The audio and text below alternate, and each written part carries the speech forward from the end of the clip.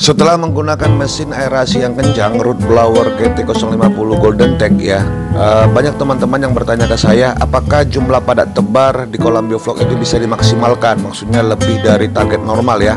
Nah, ini saya coba buatkan video series dengan jumlah tebar 330 ekor per meter kubik. Seperti apa jadinya, apakah hancur, apakah mati, apakah selamat, semuanya akan kita bahas di video series ini.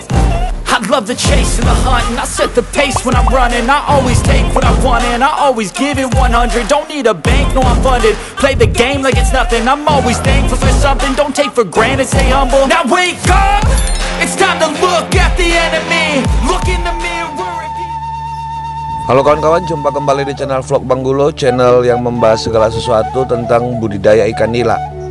Nah, teman-teman bisa lihat kondisi kolam beton saya yang ini sedang disortir oleh kawan-kawan kita dari anak-anak Prakrin ya, praktek kerja industri dari SM Katalawi. Mereka ini kebetulan jurusan agribisnis perikanan air tawar. Nah, mereka sedang mengosongkan kolam ini, disortir berdasarkan ukuran ya. Usianya ini kurang lebih ikannya ini sekitar 4 bulanan lah. Jadi yang mana yang bisa untuk dijual di atas 250 gram itu langsung masuk kolam karantina yang dipersiapkan untuk dijual. Terus ikan yang size-nya berbeda-beda ya, karena ini kan sortir pertama yang ukuran di bawahnya dibagi lagi ke beberapa kolam, dicukupin sesuai dengan volume kolamnya masing-masing. Nah, kolam beton saya ini pernah saya buatkan video seriesnya ya. Ketika itu kita tebarnya itu hanya 120 sampai 150 ekor per meter. Nah, ukuran kolam ini kurang lebih sekitar pastinya itu 8,23 dikalikan lebarnya itu kurang lebih sekitar 2,8. Terus ketinggian airnya hanya 0,8 ya. Kalau dihitung-hitung volume airnya ini hampir 18 sekian ya. Sebelumnya itu kolam ini saya tebarkan dengan benih ikan nila itu maksimal hanya 2.500 ekor ya. Jadi kalau kita bagi-bagi dengan volume kolamnya itu kurang lebih pada tebarnya itu 133 ekor per meter. Nah, rencananya ini akan saya tebarkan maksimal karena saya juga sudah mengganti mesin-mesin ini jadi mesin Root Blower ya, dari PT Bumi Wirasta Golden Tech GT050. Titik-titik aerasinya juga ini sudah menggunakan pipa ya. Jadi satu kolam ini itu saya isi dengan 16 titik aerasi dengan menggunakan satu titik aerasi itu menggunakan diffuser merek BWS ya, Bumi Wirasta, ukuran 8 inci, dan totalnya ini ada 16 titik.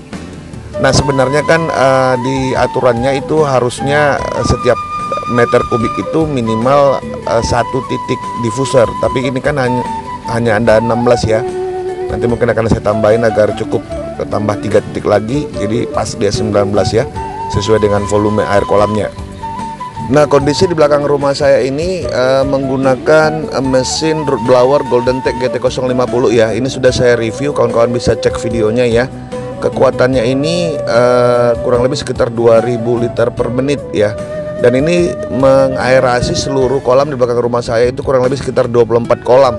Dan semuanya hanya menggunakan satu mesin ya, Root Blower Golden Tech GT050 yang ini 1500 watt. Jadi memang sampai sekarang nggak ada kendala dan sangat kuat.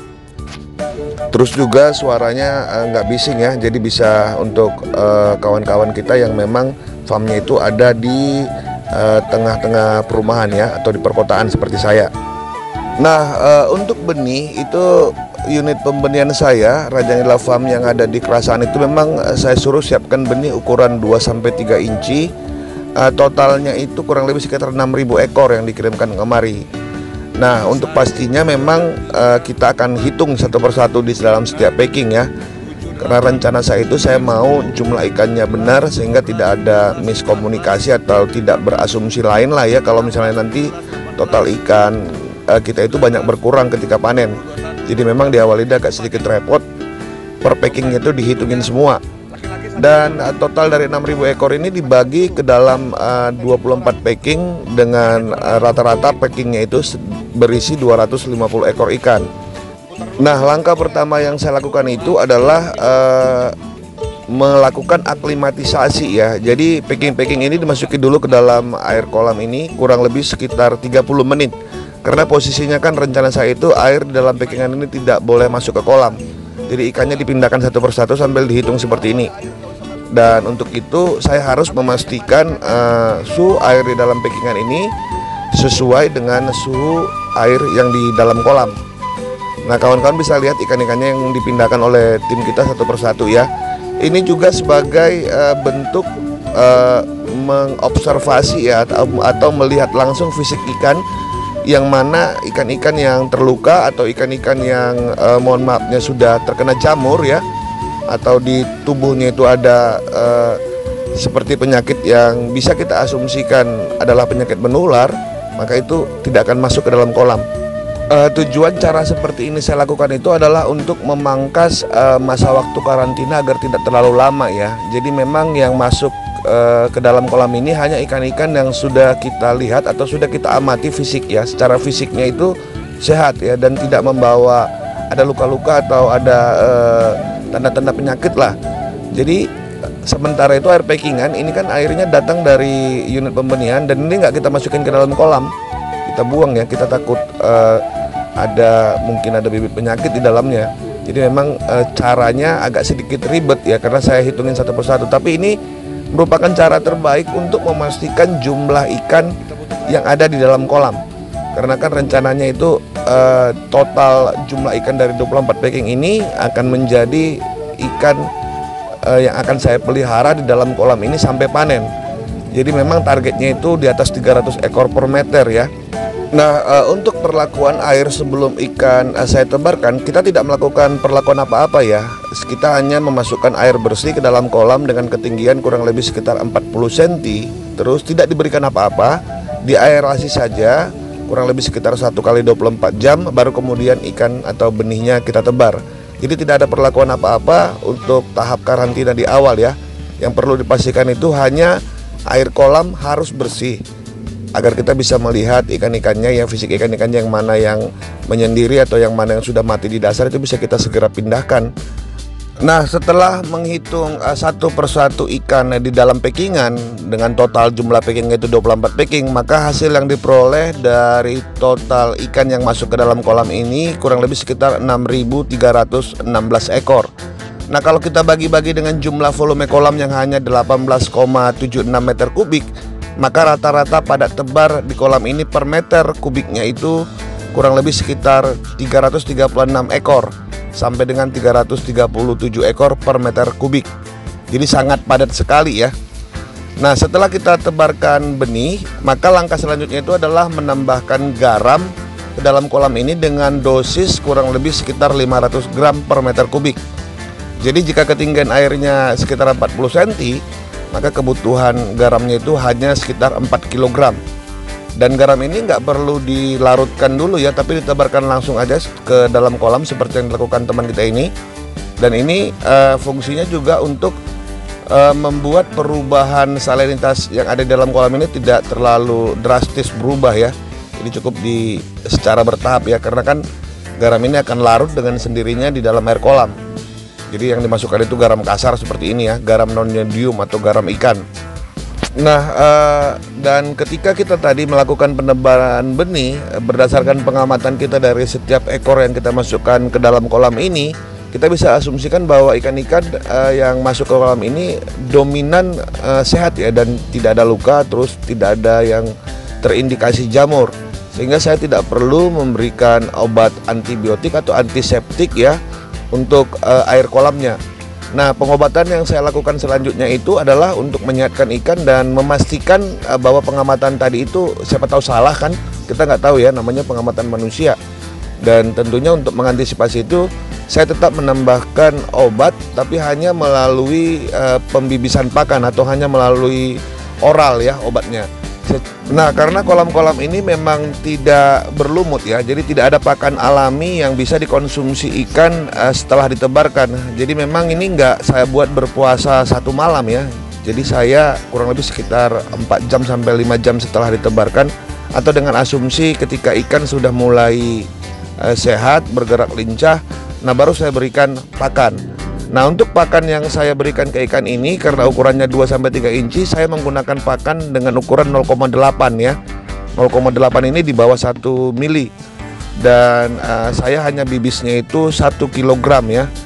Terus saya bibis dengan menggunakan obat karantina, di mana fungsi obat karantina ini adalah untuk menyehatkan ikan, membasmi penyakit, terus meningkatkan imunitasnya juga, dan juga memulihkan ikannya agar cepat sehat ya, karena kan ini sudah melalui perjalanan yang panjang dan tentunya pasti fisiknya agak lemah, jadi dinaikin lagi ya. Nah, untuk dosis obat karantina ini itu 1 kilogram pakan itu hanya menggunakan 3 gram obat karantina yang saya campur dengan air biasa tanpa campuran apa-apa, itu sebanyak 200 ml. Jadi hitungan air ini adalah 1/5 dari total pakan yang akan dibibis. Nah, untuk video tentang obat karantina ini saya sudah upload videonya ya. Kalian bisa tonton, linknya ada di sebelah kanan atas ya, atau bisa cek di deskripsi video ini juga saya sampaikan linknya ya.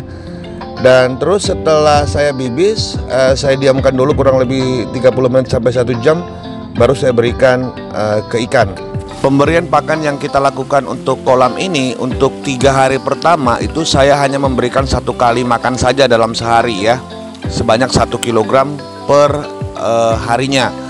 Dan sebelum diberikan makan tentunya saya bibis dulu menggunakan obat karantina ya, yang sudah saya campur, saya mix dari beberapa jenis obat.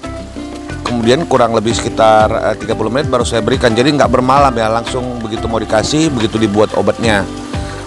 Nah, ketika memberikan pakan ikan ini yang sudah dicampur obat karantina ke ikan, itu memang kita harus berusaha semaksimal mungkin agar setiap butiran pakan ini dimakan oleh ikan secara merata ya. Jadi memang harus disebarkan ke seluruh kolam, jangan sampai ada ikan yang nggak makan. Karena kan ini obat yang bisa membuat ikan itu lebih kuat terhadap penyakit, terus bisa juga mengobati penyakit dari dalam tubuh ikan. Nah, bagaimana perlakuan kita selama masa karantina, terus berapa lama karantina yang akan kita perlukan untuk memastikan ikan ini sehat sebelum kita rubah ke sistem bioflok. Video kedua nanti bakal saya ulas apa yang saya lakukan selama masa karantina ya. Terus juga apa yang harus kita lakukan untuk merubah kolam ini menjadi kolam bioflok. Ini video series ya. Jadi perbedaannya itu dari video series sebelumnya, pada tebar ikan ini 330 ekor per meter. Jadi kawan-kawan jangan coba dulu juga di rumah, karena saya juga belum tahu ini hasilnya gimana ya. Kita akan coba pastikan apakah dengan menggunakan root blower Golden Tech GT050 kita bisa meningkatkan padat tebar ya. Maka kalau misalnya bisa ya alhamdulillah, tapi kalau enggak ya nanti kita akan saksikan di video selanjutnya ya. Jadi saran saya buat kawan-kawan, jangan langsung copat meniru ya, tapi lihat dulu hasilnya sampai ini panen. Nanti kalau misalnya berhasil, apa yang kendalanya semua akan kita ulas di dalam satu video ya. Jadi video-videonya akan terus berlanjut dari setiap tahapan sampai ini ke panen. Baiklah kawan-kawan, hanya itu yang bisa saya sampaikan di video kita kali ini ya. Saya juga nggak bosan-bosan untuk ingatin teman-teman yang belum subscribe channel Bang Gulo, silahkan subscribe channelnya, terus aktifkan lonceng notifikasi kalian ini agar selalu tahu video-video baru yang saya upload di channel ini. Dan kalau andainya kalian ingin berlangganan, silahkan tekan tombol langganan untuk bisa menonton full video-video yang ada di channel Bang Gulo tentang budidaya ikan nila. Baiklah kawan-kawan, saya Bang Gulo beserta ikan nila yang ada dalam video ini mohon undur dulu ya. Sampai jumpa di video selanjutnya, tetap semangat, bye bye.